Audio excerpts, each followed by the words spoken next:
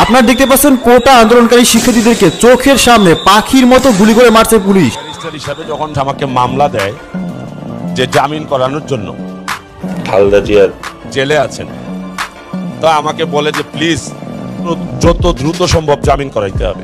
এর একটা শক্তিশালী বিরোধী দলের জন্য বিএনপির দায়িত্বটা আমারে দেয়া যায় না, শুধু ক্ষমতা না করে পাবলিকের। আসসালামু আলাইকুম দর্শক, দেশ ও দেশের বাইরে থেকে যারা এই মুহূর্তে ভিডিও ওপেন করেছেন সবাইকে অসংখ্য ধন্যবাদ। দর্শক, প্রথমেই আপনারা শিরোনাম দেখেছেন, এখন দেখবেন বিস্তারিতর প্রথম অংশেই আপনারা দেখতে পাচ্ছেন ইতিমধ্যে কোটা আন্দোলন নিয়ে যে আতঙ্কবাদী সৃষ্টি হয়েছে, পুলিশ ছাত্রদের উপরে গুলিবর্ষণ করছেন।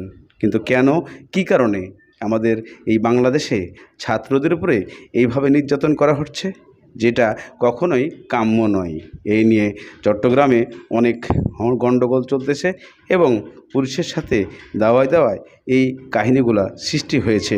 তবে কে আছে এর পিছনে, মদতদাতা নাকি এটা তারা সামাল দেওয়ার জন্য অথবা শান্ত করার জন্যই পুলিশ এই কাজটা করেছে?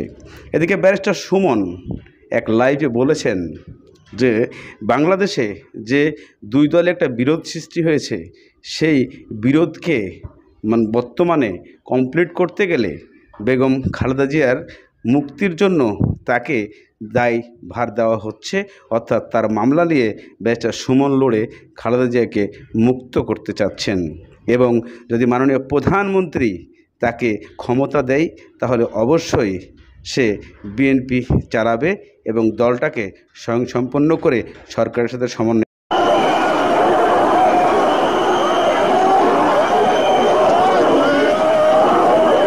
আপনারা দেখতে পাচ্ছেন কোটা আন্দোলনকারী শিক্ষার্থীদেরকে চোখের সামনে পাখির মতো গুলি করে মারছে পুলিশ।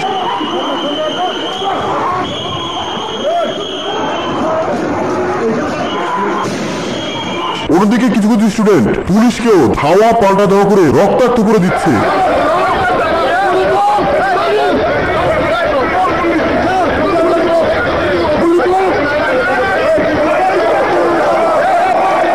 মৃত্যুর মিছিল বয়ে যাচ্ছে, গোটা দেশ জুড়ে আতঙ্ক বিরাজ করছে।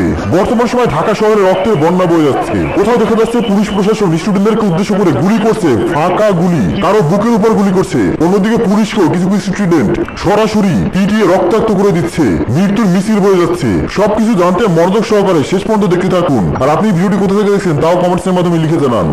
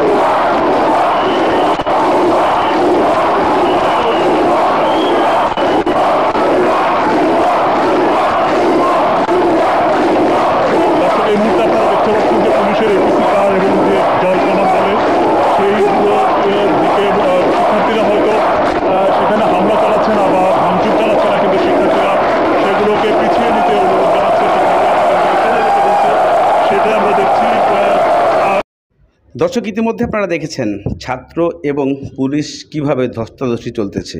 পুলিশ এবং ছাত্র একজন আরেকজনকে তাড়া করছে। কিন্তু কেন আমাদের এই দেশে বর্তমান এই পরিস্থিতি? কে নেবে এর দায়ভার? কে নেবে ছাত্রদের জীবন যারা এই মৃত্যুর দিকে ঠেলে দিচ্ছেন? কে দিবে তাদেরকে এই আশা ভরসা যে ছাত্ররা জীবন বাজি রেখে আজকে পুলিশের গুলির সামনে দাঁড়িয়েছে কোটা আন্দোলন নিয়ে?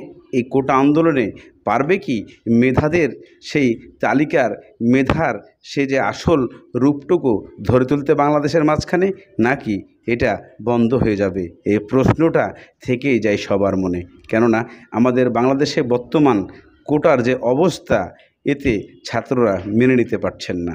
তবে পারবে কি ছাত্ররা তাদের যে চাওয়াটা পূরণ করতে, নাকি এখানেই ব্যর্থ হয়ে তারা থেমে যাবেন? দর্শক, এদিকে ব্যারিস্টার সুমনকে নিয়ে আরও কিছু তথ্য আপনাদেরকে দিতে চাইছিলাম। এখন আমি ব্যারিস্টার সুমনের কাছে নিয়ে যাব আপনাদেরকে, তারা এই কিছু কথা বলে নিতে চাই। ব্যারিস্টার সুমন কেনই বা বললেন যে খালেদা জিয়াকে মুক্তির জন্য তাকে দায়িত্ব দেওয়া হয়েছে? ব্যারিস্টার সুমন কেন বলছেন যে বিএনপিকে চালানোর জন্য যদি মাননীয় প্রধানমন্ত্রী দায়িত্ব দেয় তাহলে সে সমন্বয় করতে পারবে দুই দলকে? চলুন আমরা ব্যারিস্টার সুমনের কাছে লাইভে চলে যাই, তাহলে আসল তথ্য পেয়ে যাব। আমাকে মামলা দেয় যে জামিন করানোর জন্য, খালেদা জিয়া জেলে আছেন, তো আমাকে বলে যে প্লিজ যত দ্রুত সম্ভব জামিন করাইতে হবে। একেবারেই আমারে শান্তি দেয় না। তো জেলে থাকলে মানুষ আসলে বেরিয়ে যেতে চায়, একদিনও জেলে থাকতে চায় না। কিন্তু সমস্যাটা কোথায় জানেন? জেল থেকে তো বের হইতেই চায়। তখন চিন্তা করলাম যে এমপি নিজে যদি এই আগুনে ঝাঁপ দেয় অথবা ময়লায় ঝাঁপ দেয়, তাইলে এই বদনামটা মনে হয় আর থাকবে না। তখন আমি নিজেই ঝাঁপ দিছি। কিন্তু এখন আমার অবস্থাটা এরকম, আমি এমন এক দেশের এমপি হয়েছি যে দেশের বেশিরভাগ মানুষ এই দেশটা ছেড়ে দিতে চায়। সবাই যেখানে দেশ ছাড়তে চায়, আমার সামনে যারা আছেন তারা কেন জানি অন্যরকম, তারা দেশে থেকেই দেশটারে করতে চান। যে জায়গায় যায় দালালিতেই টাকা বেশি। আমি এমপি হিসাবে আমি এলাকায় কি করতেছি জানেন? শুধু আর কিছু না, উন্নয়ন তো পরে, দালালদেরকে একটু টাইট দিয়ে একটু চাপের মধ্যে রাখছি। যে এমন একটা দেশ যেখানে উদ্যোক্তার চেয়ে দালালের দাম বেশি, তাতে হয় কি সাধারণরা একটু প্রমোট হয়। আমার কিছু লোক আছে দেখবেন নৌকায় উঠে সমুদ্র পাড়ি দিয়ে বিদেশে চলে যেতে চায়, আমাদের বঙ্গোপসাগর পাড়ি দেয়। ওদের কি হয়, এইরকম ভাসমান জায়গায় এরা হয়তো একদিন থাকে, 2 দিন থাকে, তারপর হয় সে মারা যায়, আর নাইলে সে যে দেশে যাইতে চায় ওই দেশে সে মাসখানেকের ভিতর পৌঁছায় যায়। কিন্তু আপনারা এমন একটা স্রোতে ভাসমান অবস্থায় আছেন, আপনাদের এতই সাহস, আপনারা জানি না যে কবে জায়গায় পৌঁছাবেন, তবে বেশিরভাগ সময় সমুদ্রেই থাকবেন আপনারা। সাধারণ মানুষরা বাহার ভাইদের মতো, তারা কোনো অসাধারণ কাজ করলেও অসাধারণ ট্রিটমেন্ট পান না, তারাও সাধারণ ট্রিটমেন্ট পান। দুঃখের বিষয় কি জানেন? আমাদের দেশের অসাধারণ মানুষরা সাধারণ কিছু করলেই অসাধারণ রেসপন্স পায়। আমি বিশ্বাস করি এমপি হওয়ার কারণে ওনার কাছাকাছি যাওয়ার সুযোগ হয়েছে অনেক।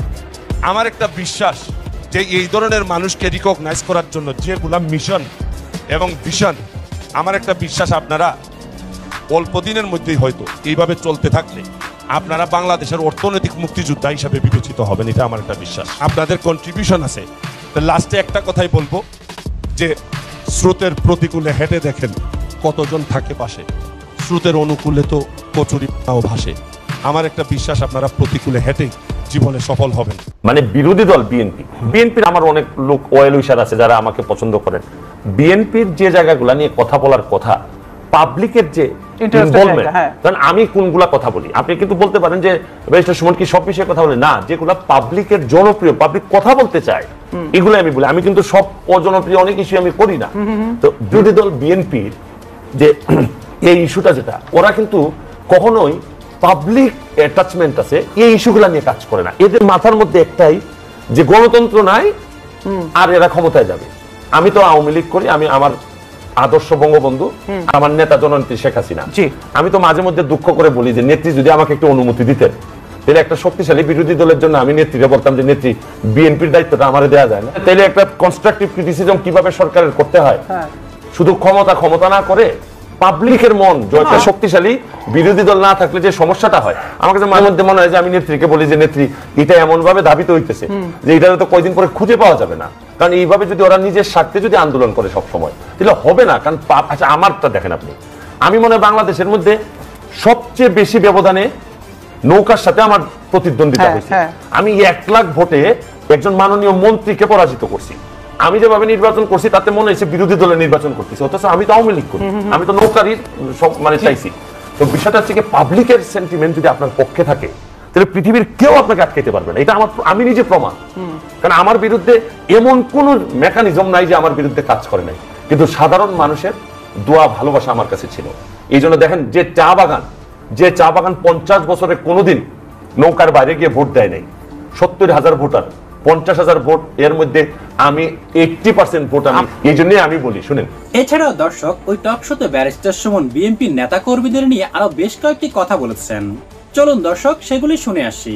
আপনি যদি ধরেন আমি এখন ধরেন বেনজির সাহেবের বিরুদ্ধে অ্যাপ্লিকেশন দিছি, এখন যদি দুদক যদি জানতো যে আমারও প্রায় 10টা ফ্ল্যাট আছে, 5টা ফ্ল্যাট আছে, 2টা ফ্ল্যাট আছে আমার ব্যাংক অ্যাকাউন্টে, দুদক তো সবই জানার, সব জানে, তাহলে আমার বিষয় কি ওই দুদক কি এত পাত্তা দিবে? আরে উনি দুদক বলবে আরে উনি নিজেই তো একটা 2 নম্বর লোক, আবার আইসে 2 নম্বরের বিচার করতে। প্রশ্ন হচ্ছে বিএনপির এই যে বিএনপির নেতা যিনি তারেক রহমান, তার বিরুদ্ধে এত অভিযোগ, বেশিরভাগ বিএনপির পুরাতন যারা বয়স্ক যারা নেতৃবৃন্দ আছেন তারা কিন্তু তার কারণে বিএনপির উপর তো অভিশাপ পড়ছে হচ্ছে তাদের বড় সিনিয়র নেতাদের, কারণ সিনিয়র নেতার কারণে অপমান অপদস্থ হয়ে পৃথিবী থেকে বিদায় নিয়েছে। আপনি দেখেন নাইলে এত ভালো এরকম একটা অনেক ভালো কোয়ালিফাইড মানুষ বিএনপিতে ছিলেন, তো তারা কি কারণে? কারণ হচ্ছে কি শুনেন, আপনার নীতির জায়গাটা যদি স্ট্রং না থাকে তাহলে আপনি আরেকজনের বলে না উই মাস্ট, আমি যে দুর্নীতি করে আপনি অন্যের দুর্নীতি নিয়ে কথা বলতে পারেন। আমি বলছি না যে এই সরকারের আমলে সবাই একেবারে পিসাব হয়ে গেছে, দুর্নীতি হচ্ছে না যে আমি বলছি না, দুর্নীতি হচ্ছে, কিন্তু এই সরকারের মাথা, এই সরকারের কিছু কিছু জায়গা আছে যারা বাংলাদেশকে ধারণ করে। দর্শক বন্ধুরা, ইতিমধ্যে আপনারা ব্যারিস্টার সুমনের সমস্ত লাইভটা শুনেছেন। এই লাইভটা শুনে যারা ব্যারিস্টার সুমন ভক্ত তাদের কি মোটেও ভালো লেগেছে নাকি এটা বিরক্ত মনে হয়েছে?